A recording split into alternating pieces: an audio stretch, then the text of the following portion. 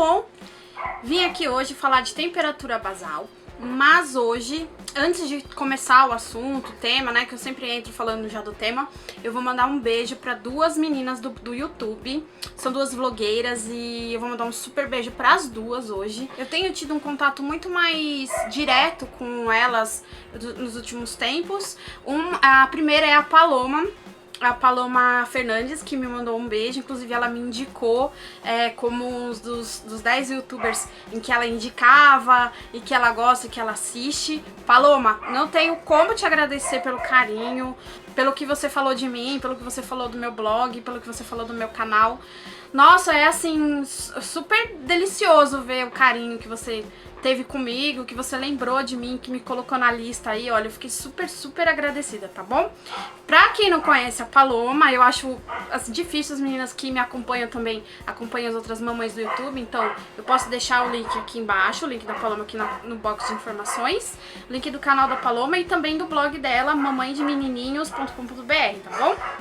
Outra menina, outra fofa, outra youtuber que eu tenho me aproximado ultimamente e a gente tem se falado bastante, inclusive ela deu um depoimento pro blog, né, como que ela engravidou das gêmeas, é a Thaís Ujvari, deixa eu ver se tá certo, Ujvari, eu nunca gravo seu sobrenome, Thaís, mas a Thaís é a mamãe da Alicia e da Laura, pra quem não conhece. Eu também vou deixar o link do canal dela aqui embaixo e o link do post em que ela conta pra gente como que ela descobriu que ela tava grávida de gêmeos e como que ela engravidou das gêmeas, tá bom? Ela é super fofa, super querida e logo vai ter mais, tava conversando com ela hoje, a gente já tá pensando em fazer outras coisas pra colocar lá no blog a respeito de gêmeos e tal. Então, Thaís, Laura e Alicia, um super beijo pra você, um beijo pra suas fofas, elas estão lindas, elas já estão com 3 meses, né? E parece que nasceu ontem. Vamos ao que viemos, então? Temperatura basal. Do que se trata a temperatura basal? Temperatura basal se trata de medir a temperatura corporal durante os períodos do ciclo menstrual da mulher. Então, o ciclo se divide em fase folicular, fase ovulatória e fase pós-ovulação, que é a fase lútea, né, que eles falam que é a fase lútea, que é onde o corpo lúteo vai secretar progesterona, se você ovulou e tal. Se você não sabe direitinho como que funciona a ovulação, tem um post lá no blog, eu posso deixar o link aqui embaixo. É só acessar, é super simples de entender, eu acho que, né, quem tá tentando engravidar principalmente vai entender do que eu tô falando, e é super simples de fazer também e entender a temperatura basal. Para medir a temperatura basal, você precisa de duas coisas fundamentais: um termômetro e muita disciplina e boa vontade. Gente, se você não tiver disciplina, um horário para você acordar, não adianta fazer a temperatura basal, porque tem que ser medida no mesmo horário, todos os dias, tá bom? E você tem que ter a consciência de que você não pode se mexer muito antes de medir e também não pode medir se você não tiver dormido um período pelo menos 6 horas de sono em repouso tranquilo e dormindo mesmo, tá bom? Bom, como é que mede a temperatura basal? Você pode medir a temperatura basal colocando o termômetro digital ou de mercúrio debaixo da língua, na axila ou via vaginal. Existem termômetros próprios para medir via vaginal, são mais difíceis de encontrar, mas existem, tá bom? Próprios para temperatura basal. Os mais comuns e os mais usados e dá super certo também são aqueles normais que vendem na farmácia, qualquer farmácia tem, e você mede, eu aconselho medir debaixo da língua, que é mais seguro, mas se você tem costume de dormir de boca aberta, de roncar, então o melhor seria você medir via vaginal ou, se não tiver outro jeito, debaixo da axila, só que esse método debaixo da axila não é 100% seguro como pela via vaginal e via oral, tá bom? Como que se faz o método de temperatura basal? Você vai pegar um gráfico, seja ele no Mama & Co ou no Fertility Friend, você vai colocar todas as suas temperaturas e todos os seus sintomas lá, se você teve relação sexual naquele dia. Então, vamos supor que a sua temperatura antes, na fase pré-ovulatória, deu 35,5, que é onde a progesterona tá baixa.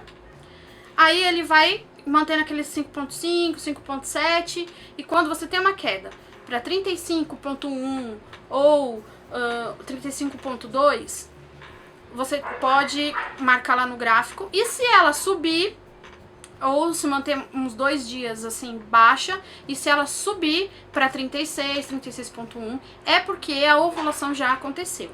Mas isso você só vai detectar medindo ao longo do ciclo. Então não existe uma temperatura correta para eu te dizer, olha, você ovulou. Sim, você tem que analisar a temperatura basal como um todo. Então, para quem tá começando agora na temperatura basal, o primeiro passo é, começa a medir e anota.